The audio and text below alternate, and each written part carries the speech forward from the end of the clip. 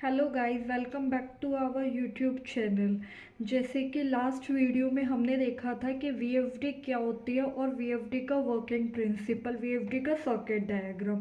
अब इस वीडियो में हम देखेंगे कि हमारे वीएफडी की पावर वायरिंग और कंट्रोल वायरिंग हम कैसे करते हैं।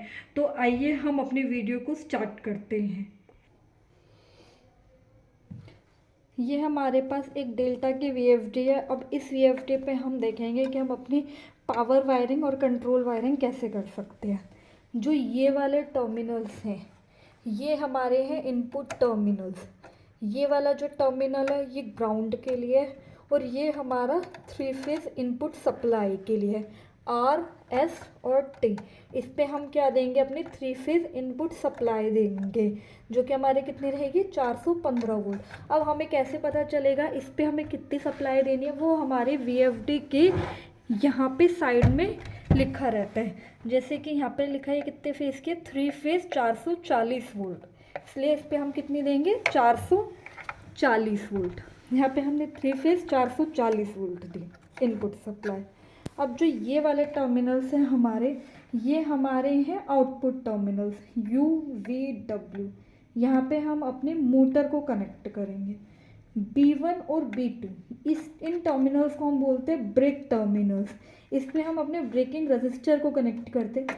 ब्रेकिंग रजिस्टर का जो फंडामेंटल है वो मैं आपको आगे आने वाली वीडियोस में क्लियर करूँगी। इसमें हम सिर्फ अपने इनपुट, आउटपुट और कंट्रोल वायरिंग देखेंगे। ये हमारी हो गई इनपुट वायरिंग और ये हो गई हमारी आउटपुट वायरिंग। अब हमारी आती है कंट्रोल वायरिंग। इनपुट और आउटपुट, इनपुट का क्या काम होता है कि हमारे वीएफडी को इनपुट सप्लाई प्रोवाइड करना। जैसे कि लास्ट में मैंने आपको बताया था कि जब हम पहले इनपुट सप्लाई देते हैं तो अंदर रेक्टिफायर लगा होता है, वो एसी को डीसी में कन्वर्ट करता है। तो ये हमारी क्या हो गई, इनपुट। और बाद में हमारे यहाँ पे आउटपुट, जिस पे हमारे अंदर में क्या लगी है, आईजीबीटी। ये सारी चीज़ें मैंने आपको लास्ट वीडियो में क्लियर की थी। अब हमारी आती है कंट्रोल वायरिंग। कंट्रोल वायरिंग का क्या काम होता है, ये हमारे वीएफडी को कमांड देती है कि इसको कब स्टार्ट और स्टॉप होना है, या फिर हमारे पोटेंशियोमीटर, मतलब इसकी जो हमारी जो वीएफडी है उसकी फ्रिक्वेंसी को ये कम और ज़्यादा करती है। ये सारी कमांड हमें किससे मिलती है, कंट्रोल वायरिंग से। अब हमारे जो ये टर्मिनल्स हैं, M0, M1, M2, M3, M4, M5, इन्हें, ये जो टर्मिनल्स हैं ये हमारे हैं डिजिटल इनपुट टर्मिनल। फिर ये हमारा ग्राउंड है जो कि कॉमन है। फिर उसके बाद हमारा आता है ACM, ACI। ये जो है हमारा एनालॉग कॉमन टर्मिनल है।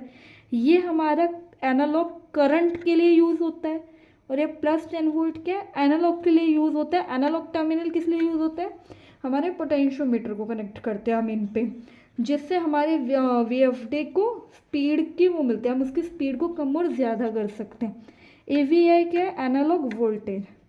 फिर हमारा क्या है, ग्राउंड है। और ये हमारे क्या है, डिजिटल आउटपुट टर्मिनल्स हैं। और ये वाले जो टर्मिनल है, ये वाले कौन से, रिले के टर्मिनल। अब अगर हमें इसको स्टार्ट की कमांड देनी है तो हमें क्या करना पड़ेगा, ये हमारा एक NO स्विच है। NO स्विच का एक वायर हमें करना पड़ेगा ग्राउंड पे कनेक्ट, और दूसरा वायर हमें किस पे करना पड़ेगा, DI1 पे। स्टार्ट की कमांड और स्टॉप की कमांड के लिए सेम, एक वायर हमें हमारा GND पे कनेक्ट करना पड़ेगा और दूसरा वायर हमें DI1 पे कनेक्ट करना पड़ेगा। और स्पीड के लिए हमें क्या करना पड़ेगा, ये हमारा जैसे एक पोटेंशियोमीटर है, इसके 3 वायर है, तो हम करेंगे 10 वोल्ट पे, एक हम करेंगे ग्राउंड पे, और जो ये बीच वाला है ये हमारा किस लिए हो गया, सिग्नल के लिए। तो हम किस पे करेंगे, AVI पे।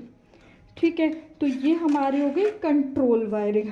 अब नेक्स्ट वीडियो में मैं आपको इसकी प्रोग्रामिंग के बारे में बताऊंगी। Thank you guys.